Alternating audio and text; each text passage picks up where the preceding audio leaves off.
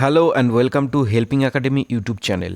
যেমনটা আমি তোমাদেরকে প্রমিস করেছিলাম যে আমাদের হেল্পিং একাডেমি ইউটিউব চ্যানেলে পশ্চিমবঙ্গ পঞ্চায়েত নিয়োগ 2026 সালের একটি সম্পূর্ণ স্পেশাল ফ্রি কোর্স তোমাদেরকে করানো হবে, যেখানে আমি তোমাদেরকে পঞ্চায়েতের প্রস্তুতির জন্য সমস্ত রকম জিকে ক্লাসগুলি তোমাদেরকে করাবো এবং তার সাথে সাথে তোমাদেরকে ম্যাথ ও অন্যান্য ক্লাসগুলিও তোমাদের ধীরে ধীরে আসতে থাকবে। এই যে সম্পূর্ণ ব্যাচটি তোমাদের জন্য শুরু হতে যাচ্ছে, এখানে কিন্তু একটা টাকাও তোমাদের কোনো ফিজ লাগবে না এবং তোমাদের সম্পূর্ণ নোটস ও স্টাডি ম্যাটেরিয়াল আমাদের অফিসিয়াল টেলিগ্রাম গ্রুপে দিয়ে দেওয়া হবে। WBSSC গ্রুপ সি এবং গ্রুপ ডির জন্য ইন্টারভিউ স্পেশাল তোমাদের ক্লাস নিয়েছি এবং পুরো সিরিজটি আমি কমপ্লিট করেছি একদম সম্পূর্ণ বিনামূল্যে। ঠিক তেমনিভাবে এই পরীক্ষার জন্যও কিন্তু আমরা সম্পূর্ণ প্রস্তুতি এই একটি জায়গা থেকেই তোমরা নিতে পারবে। আজকের প্রথম ক্লাস তোমাদের জন্য রয়েছে গ্রামীণ জীবন এবং গ্রামীণ উন্নয়ন থেকে তোমাদের একটি ক্লাস।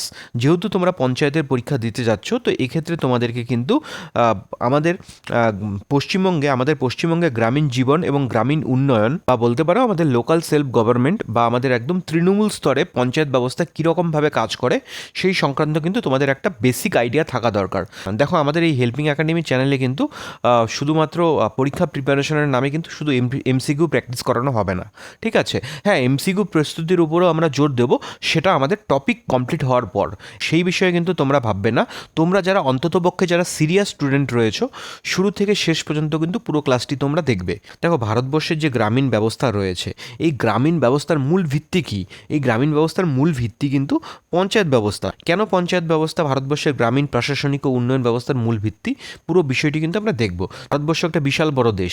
এই সম্পূর্ণ দেশে একা কেন্দ্রের পক্ষ থেকে কিন্তু সম্পূর্ণ সমস্ত রাজ্যগুলিতে এবং একদম তৃণমূল স্তরে অর্থাৎ গ্রাম পঞ্চায়েত লেভেলে কিন্তু শাসন ব্যবস্থা করা সম্ভব নয়। তোমরা যারা ভোট দিচ্ছ, তোমরা কিন্তু এমপি বা এমএলএ ভোটের মাধ্যমে তোমরা কিন্তু এমএলএ বা এমপিকে সিলেক্ট করছো। তারা কোথায় যাচ্ছে? তারা স্টেট অ্যাসেম্বলিতে যাচ্ছে বা সেন্ট্রালে লোকসভায় যাচ্ছে। এখান থেকে কীরকমভাবে তারা একদম লোকাল স্তরে কীরকমভাবে তারা শাসন ব্যবস্থা পরিচালনা করবে। তো সেই ব্যবস্থাটিকে যাতে সুষ্ঠুভাবে পরিচালিত হয় এবং ক্ষমতার যাতে বিকেন্দ্রীকরণ হয়, অর্থাৎ যেটাকে ডিসেন্ট্রালাইজেশন অফ পাওয়ার বলা হয়, সেটা করার উদ্দেশ্যেই কিন্তু ভারতবর্ষে পঞ্চায়েত ব্যবস্থা ইন্ট্রোডিউস করা হয়েছে। ঠিক আছে? তো এই জিনিসটা তোমাদের কাছে ক্লিয়ার হয়ে গেল কেন ভারতবর্ষে পঞ্চায়েত ব্যবস্থা এসছে। ভারতবর্ষে পঞ্চায়েত ব্যবস্থা আসার কিন্তু এটাই একটা কারণ। ঠিক আছে? তো এইবার তোমাদেরকে একটা জিনিস জানতে হবে যে ভারতবর্ষে যে এই পঞ্চায়েত ব্যবস্থা এসছে, এটা কার সর্বপ্রথম কে আইডিয়া দিয়েছিল। দেখো, ভারতবর্ষে 1882 সালে লর্ড রিপন যিনি ছিলেন, তিনি কিন্তু স্থানীয় স্বায়ত্তশাসন সংক্রান্ত একটা প্রস্তাব এনেছিল। ঠিক আছে? এই যে প্রস্তাবটা রয়েছে, এটাকেই কিন্তু Magna Carta of local self government বলা হয়। ঠিক আছে? ভেরি ইম্পর্টেন্ট, এটা তোমাদেরকে মনে রাখতে হবে। একটা পঞ্চায়েত ব্যবস্থার যে একটা আইডিয়া, তো সেই আইডিয়া বা ভিত্তিটা কিন্তু সর্বপ্রথম লর্ড রিপন কিন্তু দিয়ে গেছিলো। তো সেই কারণে Magna Carta of local self government বলা হয় এই প্রস্তাবটাকে, এবং তাকে কিন্তু লর্ড রিপনকে স্থানীয় স্বায়ত্তশাসনের জনকও বলা হয়। তো ভেরি ইম্পর্টেন্ট, এই জিনিসটা কিন্তু তোমরা মনে রাখবে। এবং দ্বিতীয়ত যে জিনিসটা আমাদেরকে জানতে হবে, ভারতবর্ষের যে সংবিধান রয়েছে, ভারতবর্ষের কনস্টিটিউশনে কিন্তু পার্ট 4, কোথায়? পার্ট 4-এ কিন্তু আমাদের পঞ্চায়েত ব্যবস্থার কথা বলা রয়েছে এবং সেখানে আমাদের যে নির্দেশামূলক নীতি রয়েছে, directive principal of state policy, ডিপিএসপির কিন্তু আর্টিকেল 40 নম্বর ধারায় কিন্তু গ্রামীণ পঞ্চায়েত ব্যবস্থার কথা বলা হয়েছিল। তাছাড়া আরেকটা জিনিস তোমাদেরকে জানতে হবে, সেটা হচ্ছে মহাত্মা গান্ধীর যে গ্রাম স্বরাজ দর্শন, মহাত্মা গান্ধীর গ্রাম স্বরাজ দর্শনের উপর ভিত্তি করেই কিন্তু এই পঞ্চায়েত ব্যবস্থাটা তৈরি হয়েছে। তো বেসিক এই 3টে জিনিস কিন্তু তোমরা মাথায় রাখবে। কি কি মাথায় রাখবে? প্রথমত এটা মাথায় রাখবে যে সর্বপ্রথম পঞ্চায়েত ব্যবস্থার প্রস্তাব কে দিয়েছিল এবং কোন জিনিসটাকে হচ্ছে Magna Carta of local self government বলা হয়। এটা তোমরা মনে রাখবে যে 1882 সালে লর্ড রিপন সর্বপ্রথম এই ধারণাটা দিয়েছিল এবং এটাকে Magna Carta of local self government বলা হয়। এবং দ্বিতীয়ত তোমরা এটা মনে রাখবে যে পঞ্চায়েত ব্যবস্থার রয়েছে ভারতের সংবিধানের পার্ট 4-এর রয়েছে এবং আমাদের directive principal of state policy অর্থাৎ ডিপিএসপি যে রয়েছে, ডিপিএসপির আর্টিকেল 40 নম্বর ধারায় কিন্তু আমাদের পঞ্চায়েত ব্যবস্থার কথা বলা হয়েছে। এবং পরীক্ষাতে এটাও প্রশ্ন আসতে পারে যে ভারতবর্ষের যে পঞ্চায়েত ব্যবস্থা, এটা এটা কার ফিলোসফির উপর ভিত্তি করে তৈরি হয়েছে। যদি ফিলোসফি বা দর্শনের উপর ভিত্তি করে যদি প্রশ্নটা আসে, তো সেই সময় তোমরা উত্তর দেবে যে এটা মহাত্মা গান্ধীর গ্রাম স্বরাজ দর্শনের উপর ভিত্তি করে তৈরি করা হয়েছে। তো পুরো বিষয়টি তোমাদের কাছে ক্লিয়ার হলো, তোমরা চিন্তা করবে না, তোমাদেরকে কিন্তু পুরো পিডিএফটা কিন্তু আমি টেলিগ্রাম চ্যানেলে দিয়ে দেবো। তোমরা যারা টেলিগ্রাম চ্যানেলে নেই অথচ আমাদের ক্লাস দেখছো, তোমরা আমাদের অফিসিয়াল টেলিগ্রাম চ্যানেলে যুক্ত হয়ে যেতে পারো। আমি পিন কমেন্টে তোমাদেরকে টেলিগ্রাম চ্যানেলের লিঙ্ক দিয়ে দেবো। এবার দ্বিতীয় যে বিষয়টি তোমাদেরকে জানতে হবে সেটা হচ্ছে পঞ্চায়েত রাজ ব্যবস্থা সম্পর্কিত কিছু গুরুত্বপূর্ণ কমিটির ব্যাপারে তোমাদেরকে জানতে হবে। তো এই যে কমিটিগুলো জানতে হবে তোমাদেরকে, দেখো আমি জানি তোমাদেরকে অনেকের হয়তো মনে হবে যে এত ডিটেলসে পড়ার কি দরকার, শুধু এমসিকিউ প্র্যাকটিস করে চলে যাব, অন্যান্য চ্যানেলে বা অন্যান্য জায়গায় যেখানে ক্লাস হচ্ছে শুধু তো এমসিকিউ করাচ্ছে, তোমরা করতে পারো, কোনো অসুবিধা নেই। কিন্তু আমি এটা বলতে পারি, যারা হেল্পিং একাডেমির সঙ্গে জুড়ে থেকে প্রিপারেশন নেবে, তোমরা কিন্তু পরীক্ষায় এসে তোমাদের মুখে এই ধরনের প্রশ্ন কখনোই থাকবে না যে স্যার এটা মিস হয়ে গেছে, সেটা মিস হয়ে গেছে, আমি তো অমুক 1000টি এমসিকিউ পড়ে গেছিলাম, তাও আমি পরীক্ষায় গিয়ে কমন পেলাম না। তো এই ধরনের প্রশ্ন কিন্তু থাকবে না। তোমরা শুরু থেকে শেষ পর্যন্ত শুধুমাত্র এখানে যদি ফ্রি প্রিপারেশন নাও, তোমরা কিন্তু পরীক্ষায় গিয়ে একটা ভালো স্কোর করে আসতে পারবে। আমি তোমাদের জন্য কোয়ালিটি কন্টেন্ট সবসময় নিয়ে আসবো। একটা স্টুডেন্টও যদি আমার এই ক্লাসগুলি দেখে উপকৃত হয় এবং সে যদি খুব ভালো করে নিজের এক্সামটি দিয়ে আসতে পারে, সেখানে এসে যেন সে বলতে পারে স্যার আপনার ক্লাস দেখে আমি উপকার পেয়েছি, তাদের জন্যই কিন্তু এই ক্লাস। যাদের অনেক পয়সা রয়েছে, তোমরা পেইড কোর্স কিনে নিতে পারো, সেখানে গিয়ে প্রিপারেশন নিতে পারো, কোনো অসুবিধা নেই। ঠিক আছে, চলো ক্লাসটা দেখতে থাকো। তো যে কমিটির ব্যাপারে আমাদেরকে জানতে হবে সেটা হচ্ছে বলবন্ত রায় মেহতা কমিটি। দেখো বলবন্ত রায় মেহতা কমিটি কত সালে তাদের রিকমেন্ডেশন দিয়েছিল? দেখো বলবন্ত রায় মেহতা কমিটি 1957 সালে তাদের রিকমেন্ডেশন দিয়েছিল। ঠিক আছে, এই যে কমিটিটি রয়েছে, এই কমিটিটির কেন গুরুত্বপূর্ণ? এই কমিটির হাত ধরেই কিন্তু গণতান্ত্রিক যে বিকেন্দ্রীকরণ, মানে যেটাকে আমরা ডিসেন্ট্রালাইজেশন অফ পাওয়ার বলি, সেটা কিন্তু শুরু হয়।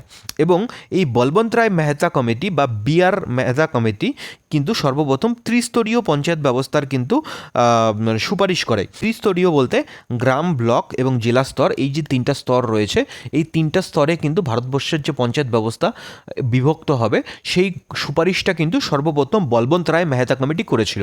তো এইটা কিন্তু ভেরি ইম্পর্ট্যান্ট, এই ফ্যাক্টটা তোমরা মাথায় রাখবে। এবং সর্বপ্রথম কোথায় আমাদের পঞ্চায়েত ব্যবস্থা চালু হয়? সর্বপ্রথম কিন্তু এই কমিটির সুপারিশ মেনে 1959 সালের 2রা অক্টোবর রাজস্থানের নাগর জেলায় সর্বপ্রথম পঞ্চায়েত ব্যবস্থা চালু হয়। ভেরি ভেরি ইম্পর্ট্যান্ট পয়েন্ট, তোমরা এটা মনে রাখবে। পরীক্ষায় কিন্তু এখানে একদম ডিটো কোশ্চেন চলে আসতে পারে, ভারতবর্ষে পঞ্চায়েত ব্যবস্থা সর্বপ্রথম কোন রাজ্যে চালু হয়েছিল? তো তোমরা তখন উত্তর দেবে 1959 সালের 2রা অক্টোবর রাজস্থানের নাগর জেলায় সর্বপ্রথম ভারতবর্ষে পঞ্চায়েত ব্যবস্থা চালু হয়েছিল। ঠিক আছে, এবার 2 নম্বর যে কমিটিটির কথা জানতে হবে সেটা হচ্ছে অশোক রায় মেহতা কমিটি। অশোক রায় মেহতা কমিটি কিন্তু 1977 সালে জনতা সরকারের আমলে গঠিত। এটা কিন্তু দ্বিস্তরীয় পঞ্চায়েত ব্যবস্থার সুপারিশ করেছিল। ঠিক আছে, শুধু এইটুকু মনে রাখবে যে অশোক মেহতা কমিটি দ্বিস্তরীয় পঞ্চায়েত ব্যবস্থার সুপারিশ করেছিল। 3 নম্বর যেই কমিটির কথা তোমরা জানবে সেটা হচ্ছে জিভেকে রাও কমিটি। সেটা কিন্তু 1985 সালে এসেছিল। এই কমিটি পঞ্চায়েত নির্বাচন নিয়মিত করার উপর জোর দেয়। 4 নম্বর যেটা পড়বে সেটা হচ্ছে এলএম সিংভি কমিটি। এলএম সিংভি কমিটি কিন্তু 1986 সালে সর্বপ্রথম পঞ্চায়েত রাজ ব্যবস্থাকে সাংবিধানিক স্বীকৃতি দেওয়ার সুপারিশ করেছিল, অর্থাৎ কনস্টিটিউশনাল স্ট্যাটাস দেওয়ার সুপারিশ করেছিল। পাশাপাশি তারা ন্যায় পঞ্চায়েত গঠনের কথাও বলেছিল। পরীক্ষায় প্রশ্ন আসতে পারে যে কোন কমিটির সুপারিশে সর্বপ্রথম সাংবিধানিক স্বীকৃতি দেওয়া হয়েছিল পঞ্চায়েত ব্যবস্থাকে? সেটা হচ্ছিল গিয়ে এলএম সিংভি কমিটি। ঠিক আছে, এবং তার পাশাপাশি তারা ন্যায় পঞ্চায়েত ব্যবস্থার গঠনের কথাও তারা বলেছিল। ঠিক আছে, আচ্ছা এরপরে আমাদের যেটা খুব ইম্পর্ট্যান্ট সেটা হচ্ছে আমাদের জানতে হবে যে পঞ্চায়েত ব্যবস্থাটা ভারতবর্ষের সংবিধানের কততম সংবিধান সংশোধনী আইনের মাধ্যমে এসেছিল এবং কত সালে এসেছিল। এইটা খুব ইম্পর্ট্যান্ট, পরীক্ষাতে এই জায়গাটা থেকে প্রশ্ন চলে আসে। ঠিক আছে, দেখো এলএম সিংভি কমিটির সুপারিশ মেনে 1992 সালে 73তম সংবিধান সংশোধনী আইন পাশ হয়, যা 1993 সালের 24শে এপ্রিল থেকে সারা দেশে কার্যকর হয়। এই কারণে 24শে এপ্রিলকে জাতীয় পঞ্চায়েত রাজ দিবস বলা হয়। কত তারিখকে বলা হয়? 24শে এপ্রিলকে কিন্তু জাতীয় পঞ্চায়েত রাজ দিবস বলা হয়। চলো দেখে নিই আর কি আমাদেরকে জানতে হবে। দেখো এইবার আমরা দেখে নেব যে 73তম যে সংবিধান সংশোধনীটা ছিল সেখানে ইম্পর্টেন্সটা কী ছিল, কী কী জিনিস ইম্পর্টেন্ট ছিল যা আমাদেরকে একদম মনে রাখতে হবে। 73তম সংবিধান সংশোধনী ছিল, সেই 73তম সংবিধান সংশোধনীর মাধ্যমে কিন্তু আমাদের কনস্টিটিউশনে পার্ট 9 যুক্ত করা হয়। পার্ট 9-এ কী বলা হয়েছে? পার্ট 9-এ আর্টিকেল 243 থেকে 243 পর্যন্ত ধারাগুলোতে পঞ্চায়েতের জন্য নির্দিষ্ট করে রাখা হয়। তাহলে আমাদেরকে জানতে হবে পঞ্চায়েত রাজ ব্যবস্থা ভারতবর্ষের সংবিধানের কত নাম্বার পার্টে আছে। এটা আমাদের সংবিধানের 9 নম্বর পার্টে আছে এবং আর্টিকেল 243 থেকে 243 পর্যন্ত কিন্তু পঞ্চায়েত রাজের জন্য এটা নির্দিষ্ট করে রাখা হয়। এবং আমাদের একাদশতম যে শিডিউল রয়েছে 11th শিডিউলে 29টি বিষয় উল্লেখ করা হয়েছে, যেগুলি যেমন ধরো কৃষি, গ্রামীণ আবাসন, পানীয় জল, গ্রামীণ বিদ্যুতায়ন ইত্যাদি বিষয়গুলো কিন্তু তপশিল রয়েছে, এই তপশিলে অ্যাড করা হয়েছে। এই তপশিলিতে যেই বিষয়গুলি রয়েছে এই বিষয়গুলির উপরে কিন্তু পঞ্চায়েত নিজের মতো কাজ করবে। যা একটা জিনিস তোমাদেরকে উদাহরণ দিয়ে বলি, যদি তোমার দাঁতে কোনো প্রবলেম হয় তাহলে তুমি ডেন্টিস্টের কাছে যাবে। তোমার যদি স্কিনে কোনো প্রবলেম হয় তুমি ডার্মাটোলজিস্টের কাছে যাবে, তাই তো? তার মানে আমরা স্পেসিফিক কোনো কিছুর জন্য স্পেসিফিকভাবে কোনো স্পেশালাইজেশনের কাছে আমরা যাচ্ছি। ভারতবর্ষ পঞ্চায়েত ব্যবস্থাও কিন্তু ঠিক সেই রকম।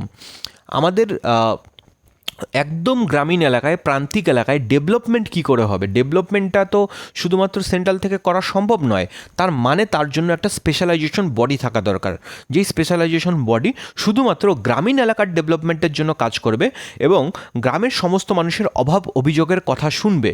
এবং এইরকমভাবে কী হবে? এইরকমভাবে ক্ষমতার যে কেন্দ্রীভূত, যেটা সেন্ট্রালাইজেশন অফ পাওয়ারটা থেকে ডিসেন্ট্রালাইজ হতে থাকবে। অর্থাৎ ক্ষমতা কিন্তু শুধুমাত্র কেন্দ্রের হাতে থাকবে না বা রাজ্যের হাতে থাকবে না, একদম তৃণমূল স্তরে গ্রাম পঞ্চায়েত এবং সর্বোপরি গ্রামের সাধারণ মানুষের হাতে থাকবে। ঠিক আছে, এইবার দেখে নিই যে বাধ্যতামূলক কী ব্যবস্থা করা হয়েছে। দেখো, বাধ্যতামূলক ব্যবস্থা 1973তম সংবিধান সংশোধনের মাধ্যমে করা হয়েছিল। এটাই যে ত্রিস্তরীয় কাঠামো করা হবে, যেটা তোমাদেরকে বললাম, এবং সরাসরি নির্বাচন এবং তপশিলি জাতি ও উপজাতিদের জন্য জনসংখ্যার অনুপাতে আসন সংরক্ষণ এবং মহিলাদের জন্য সবথেকে বেশি যেটা ইম্পর্টেন্ট এখানে, মহিলাদের জন্য কিন্তু 73তম সংবিধান সংশোধনী অনুযায়ী পঞ্চায়েত ইলেকশনে কিন্তু 1/3 অর্থাৎ 33.3% আসন সংরক্ষণ বাধ্যতামূলক করা হয়। তো তোমাদের এই পরীক্ষাটায় প্রশ্ন আসে যে কততম সংবিধান সংশোধন অনুযায়ী মহিলাদের সংরক্ষণ 33% করা হয়েছিল, সেটা কিন্তু 73তম সংবিধান সংশোধনীর মাধ্যমে। চলো এবার আমরা দেখে নেব পশ্চিমবঙ্গে পঞ্চায়েত ব্যবস্থা কিভাবে কাজ করে। দেখো, প্রতিটি রাজ্যে কিন্তু আলাদা আলাদা পঞ্চায়েত আইন রয়েছে। এটা যেহেতু স্টেট ম্যাটার, প্রত্যেকটি রাজ্য কিন্তু নিজের মতো করে পঞ্চায়েত ব্যবস্থাটাকে কিন্তু সাজাতে পারে বা গোছাতে পারে। যেহেতু আমরা পশ্চিমবঙ্গের পরীক্ষা দিতে যাচ্ছি, তো সেক্ষেত্রে আমাদের পশ্চিমবঙ্গ রিলেটেড সমস্ত জিনিসগুলি আমাদেরকে জানতে হবে। ঠিক আছে, তো আমরা দেখে নেব পশ্চিমবঙ্গে পঞ্চায়েত ব্যবস্থা কীরকমভাবে কাজ করে। ঠিক আছে, দেখো, পশ্চিমবঙ্গের স্বাধীনতার পরে পশ্চিমবঙ্গ পঞ্চায়েত আইন প্রথম কবে এসেছিল? প্রথম এসেছিল 1957 সালে এবং পশ্চিমবঙ্গ জেলা পরিষদ আইন এসেছিল 1963 সালে। পরবর্তীকালে এই যে দুটো আইন, 1957 সালের পশ্চিমবঙ্গ পঞ্চায়েত আইন এবং 1963 সালের পশ্চিমবঙ্গ জেলা পরিষদ আইন, এই দুটি আইনকে আমাদেরকে মার্জ করে দেওয়া হয় এবং দুটি আইনকে একসঙ্গে মার্জ করে একত্রিত করে পশ্চিমবঙ্গ পঞ্চায়েত আইন 1973 সালে নিয়ে আসা হয়। ঠিক আছে, এই যে ওয়েস্ট বেঙ্গল পঞ্চায়েত অ্যাক্ট 1973 আছে, এই আইন মেনেই কিন্তু 1978 সালে পশ্চিমবঙ্গে সর্বপ্রথম দলীয় প্রতীকে পঞ্চায়েত নির্বাচন অনুষ্ঠিত হয়। তাহলে সর্বপ্রথম আমাদের পশ্চিমবঙ্গে কবে আমাদের পঞ্চায়েত নির্বাচন হয়েছিল? সেটা কিন্তু 1978 সালে পশ্চিমবঙ্গের সর্বপ্রথম পঞ্চায়েত নির্বাচন অনুষ্ঠিত হয়েছিল। পশ্চিমবঙ্গে তোমাদের যেটা আগেই বললাম, আমাদের কিন্তু বর্তমানে ত্রিস্তরীয় পঞ্চায়েত ব্যবস্থা রয়েছে। ত্রিস্তরীয় মানে এখানে আমি বলতে চাচ্ছি আমাদের যে পঞ্চায়েত ব্যবস্থা যেটা রয়েছে তার 3টে স্তর রয়েছে। ঠিক আছে, 3টে স্তর রয়েছে। একটা হচ্ছে হলো গিয়ে ফার্স্ট টায়ার, একটা হচ্ছে সেকেন্ড টায়ার, একটা হচ্ছে থ্রি টায়ার যে থ্রি টায়ারের একটা সিস্টেম। সর্বপ্রথম যে স্তরটা রয়েছে, দেখো আমি যদি এটাকে পঞ্চায়েত ব্যবস্থা হিসেবে ধরে নেই, এই পিরামিডটাকে, তাহলে সর্বপ্রথম যে এই যে নিচের যে স্তরটা রয়েছে, এই স্তরে রয়েছে গ্রাম পঞ্চায়েত, যেটাকে না ভিলেজ লেভেল। ঠিক আছে, তার উপরে যেটা রয়েছে সেটা হচ্ছে সেকেন্ড টায়ারে আমাদের কি রয়েছে? সেকেন্ড টায়ারে আমাদের রয়েছে সেটা হচ্ছে হলো গিয়ে পঞ্চায়েত সমিতি। এবং আমাদের থার্ড টায়ার এবং সবার উপরে যেটা রয়েছে সেটা কি রয়েছে? সেটা হচ্ছে জেলা পরিষদ। ঠিক আছে, তাহলে কটা স্তর রয়েছে? একটা হচ্ছে উপরে জেলা পরিষদ, সেকেন্ডে আমাদের রয়েছে পঞ্চায়েত সমিতি, সবার নিচে অর্থাৎ একদম ফার্স্ট টায়ার যেটা সিস্টেম রয়েছে সেটা হচ্ছে গিয়ে গ্রাম পঞ্চায়েত। ঠিক আছে, চলো এবার আমরা একে একে দেখে নেব যে প্রত্যেকটা স্তরে কীরকমভাবে কাজ হয় এবং যে পয়েন্টগুলি তোমাদেরকে জানা দরকার এক্সামের জন্য, আমরা শুধুমাত্র সেই পয়েন্টসগুলিই দেখব। দেখো, আমাদের যে গ্রাম পঞ্চায়েত রয়েছে এটি হলো পঞ্চায়েত ব্যবস্থার সর্বনিম্ন বা গ্রামীণ স্তর, ঠিক আছে। এবং দ্বিতীয়ত যে জিনিসটা আমাদের জানতে হবে, প্রতিটি গ্রাম পঞ্চায়েত কিন্তু 5 থেকে 30 জন নির্বাচিত সদস্য দিয়ে তৈরি হয়। কতজন? 5 থেকে 30 জন। দেখো, 5 থেকে 30 জন, তোমাদেরকে ভেরি ইন্টারেস্টিং লাগবে একটা জিনিস তোমাদেরকে বলবো। তোমরা হয়তো হিন্দিভাষী যে স্টেটগুলি রয়েছে সেখানে তোমরা হয়তো শুনে থাকবে সরপঞ্চ বলে একটা কথা রয়েছে। আমাদের পশ্চিমবঙ্গে যেটাকে আমরা পঞ্চায়েত বলি, ওনারা কিন্তু ওখানে ওটাকে সরপঞ্চ বলে। এবার সরপঞ্চ মানে কি? সরপঞ্চ মানে, স্যার মানে কি? স্যার মানে হচ্ছে মাথা, মানে যে হেড, এবং পাঞ্চ মানে কি? পাঞ্চ মানে 5, মানে 5 জনের যে মাথা তাকেই বলা হয় সরপঞ্চ। বুঝতে পেরেছো তোমরা? ঠিক তেমনিভাবে আমাদের পশ্চিমবঙ্গেও কিন্তু বা আমাদের যে হেড থাকে ভিলেজ লেভেলে তাকে কিন্তু প্রধান বলা হয়। নির্বাচিত যে এই সদস্যগুলি রয়েছে, এই যে 5 থেকে 30 জন নির্বাচিত যে সদস্য রয়েছে, যাদের তোমরা পঞ্চায়েত লেভেলে যাদের বাড়ি রয়েছে, তোমরা হয়তো বিষয়টি রিলেট করতে পারবে। তোমরা কিন্তু তো একটা পঞ্চায়েত ইলেকশন হয়, এবার পঞ্চায়েত ইলেকশনের মাধ্যমে তোমরা যাদেরকে ভোট দিয়ে তোমরা যাদেরকে ইলেক্ট করছো তাদের মধ্যে থেকে কমপক্ষে কিন্তু 5 জন এবং ম্যাক্সিমাম কিন্তু 30 জন নির্বাচিত সদস্য নিয়ে কিন্তু এই যে গ্রাম পঞ্চায়েত সেটা কিন্তু গঠিত হয়। এই যে গ্রাম পঞ্চায়েতের যে নির্বাচিত সদস্যরা, এরা নিজেদের মধ্যে থেকে একজনকে প্রধান এবং একজনকে উপপ্রধান হিসাবে নির্বাচিত করে। এবার বুঝতে পারলে?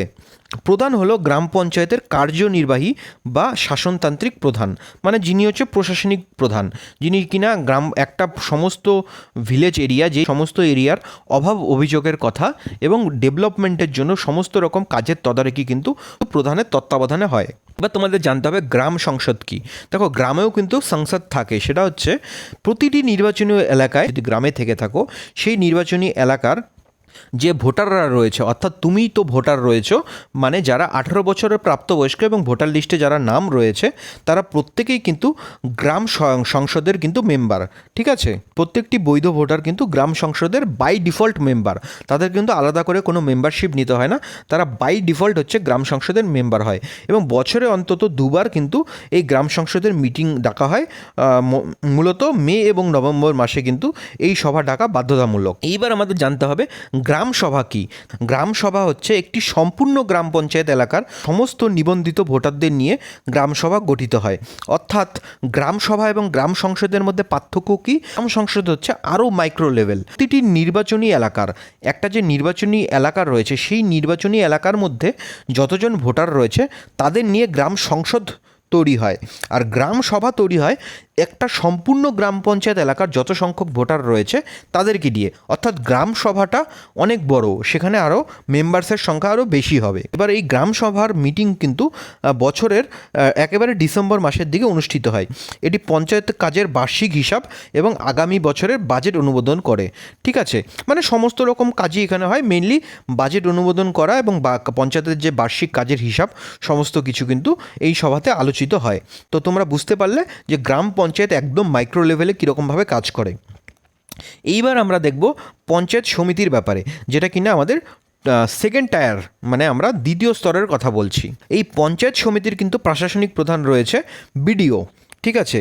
আচ্ছা, তোমাদেরকে একটা জিনিস বলতে ভুলে গেছি, সেটা হচ্ছে আমাদের যে এই যে গ্রাম পঞ্চায়েত রয়েছে, এই গ্রাম পঞ্চায়েতের প্রশাসনিক প্রধানকে সর্বপ্রথম যেটা রয়েছে সেটা হচ্ছিল গিয়ে নির্বাচিত যিনি রয়েছেন তিনি হচ্ছে প্রধান রয়েছেন, এবং তার সাথে সাথে তাকে হেল্প করার জন্য একজন সরকারি একজন কর্মচারী থাকে, তাকে বলা হয় সেক্রেটারি। তাহলে গ্রাম পঞ্চায়েত লেভেলে একজন প্রধান থাকেন এবং একজন সেক্রেটারি থাকেন। এইবার আমাদের পঞ্চায়েত সমিতি কে থাকেন? আমাদের পঞ্চায়েত সমিতিতে কিন্তু প্রশাসনিক প্রধান হিসাবে থাকেন আমাদের বিডিও, ঠিক আছে। ব্লক ডেভেলপমেন্ট অফিসার কিন্তু প্রশাসনিক প্রধান হিসাবে থাকে এবং তিনি পদাধিকার বলে পঞ্চায়েত সমিতির মুখ্য কার্যনির্বাহী আধিকারিক, এক্সিকিউটিভ অফিসার হিসাবে তিনি কাজ করেন। এবার সভাপতি ও সহকারী সভাপতিকে নির্বাচিত সদস্যরা নিজেদের মধ্যে থেকে একজনকে সভাপতি নির্বাচিত করে। এই যে পঞ্চায়েত সমিতি রয়েছে, এই পঞ্চায়েত সমিতির মধ্যে যে সমস্ত মেম্বাররা রয়েছে তাদের মধ্যে থেকে তারা কিন্তু একজনকে সভাপতি নির্বাচিত করেন এবং একজনকে সহকারী সভাপতি নির্বাচন করেন। এবার ব্লক লেভেলে যে সমস্ত কাজগুলি করতে হবে, কাজগুলি করার জন্য কিন্তু বিভিন্ন সমিতি তৈরি করা হয়। কী ধরনের সমিতি তৈরি করা হয়? যেমন অর্থ সমিতি, কৃষি ও সেচ ও সমবায় সমিতি, নারী ও শিশু কল্যাণ উন্নয়ন সমিতি, যারা কিনা ব্লক লেভেলে বিভিন্ন উন্নয়নমূলক কাজ করে। এবার আমরা দেখে নেব জেলা পরিষদের ব্যাপারে। জেলা পরিষদের ব্যাপারে আমাদের কি জানতে হবে, যেটা কিনা একদম হাইয়েস্ট লেভেল রয়েছে পঞ্চায়েত ব্যবস্থার 3 টায়ার সিস্টেমের সর্বোচ্চ যেটা রয়েছে সেটা হচ্ছে জেলা পরিষদ। জেলা পরিষদে কিন্তু নির্বাচিত হেড রয়েছে এবং প্রশাসনিক প্রধান রয়েছে। একে রয়েছে এই বিষয়গুলি তোমাদেরকে জানা দরকার। দেখো, সভাপতি ও সহকারী সভাধিপতি আমাদের জেলা পরিষদে রয়েছে, যারা কিনা নির্বাচিত হন।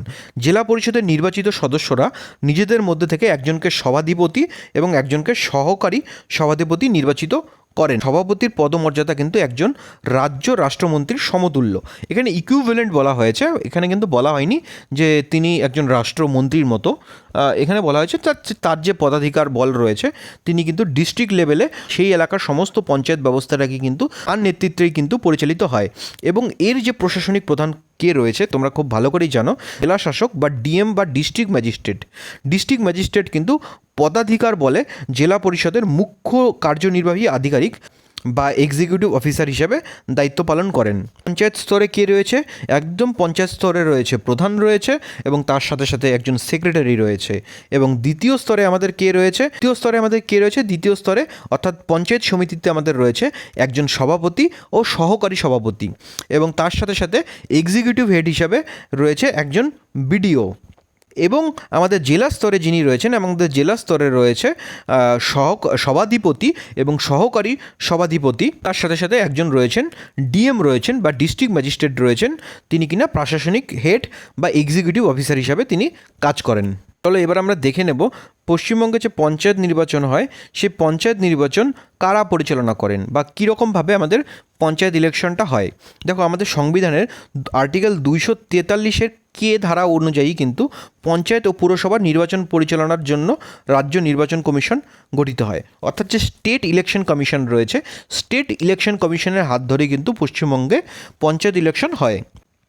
এই কমিশনারকে কে নিয়োগ করেন? এই কমিশনারকে নিয়োগ করেন রাজ্যপাল। দেখো, তোমাদেরকে আমি বলছিলাম যে পঞ্চায়েত ইলেকশনে আমাদের সংরক্ষণ রয়েছে 1/3 বা 33.3%। 33.3% যে আসন সংরক্ষণ ছিল সেটা কিন্তু আগে ছিল। বর্তমানে কিন্তু পশ্চিমবঙ্গে পঞ্চায়েত সংশোধনী যে আইন রয়েছে 2012, সেই অনুযায়ী কিন্তু মহিলাদের সংরক্ষণকে বাড়িয়ে 50% করা হয়েছে।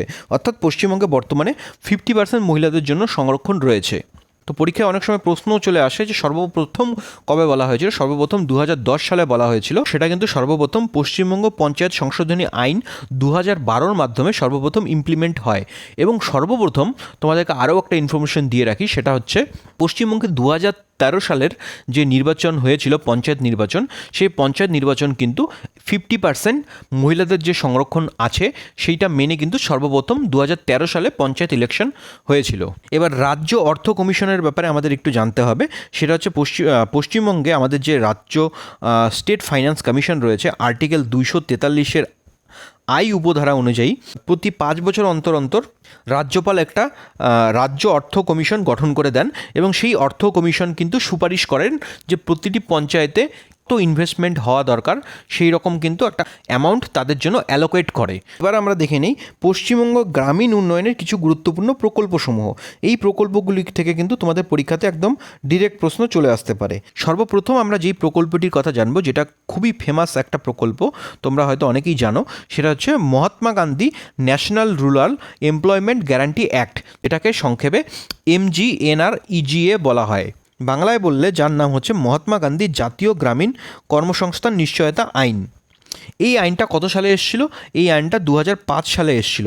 এই আইনের মাধ্যমে কি করা হয়? এই আইনের মাধ্যমে প্রতিটি গ্রামীণ এলাকায় প্রতিটি পরিবারকে অন্ততপক্ষে 100 দিনের কাজ প্রদান করার একটা সুরক্ষা প্রদান করা হয়। তারা যাতে একটা কর্মসংস্থানের সাথে যুক্ত হতে পারে এবং যাতে সরকার আরও স্থায়ী সম্পদ তৈরি করতে পারে, সেই উদ্দেশ্যেই কিন্তু এই স্কিমটা নিয়ে আসা হয়। তো এই স্কিমটা কিন্তু 100 দিনের কাজ হিসাবেই সবথেকে বেশি পরিচিত আমাদের এই রাজ্যে।